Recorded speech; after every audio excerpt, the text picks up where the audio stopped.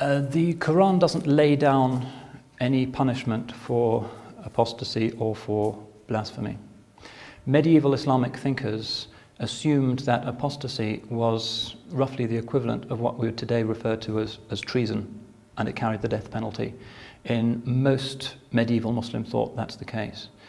There are some exceptions. For instance, somebody called al-Baji in medieval Spain said, no, apostasy isn't an offence punishable by law, it's something that's left to God and will be dealt with by a higher court when the culprit dies. So as usual, there is a diversity of voices.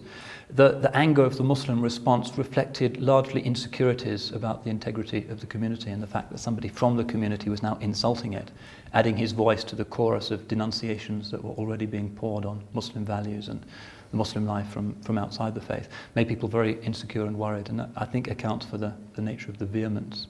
But a lot of Muslim authorities never accepted, say, Khomeini's death penalty.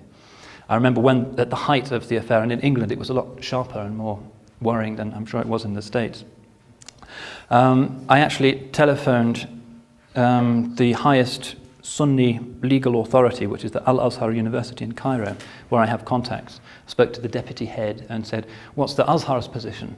And they said, weeks ago we issued a fatwa saying that Salman Rushdie should not be sentenced to death, and Sunni Muslims distance themselves from the fatwa and so forth. So I noted this down and contacted one of the daily newspapers in England and said, well, why don't you report the fact that most Muslim authorities, as exemplified by the Azhar, don't support this, instead of saying, according to Islamic law, ... And they thought this was a very strange story and they couldn't fit it in at all, and it was neglected.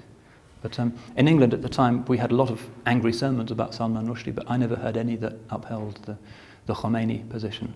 But to read the newspapers, you'd assume that all Muslims were determined to cut his throat. It was a very tense time.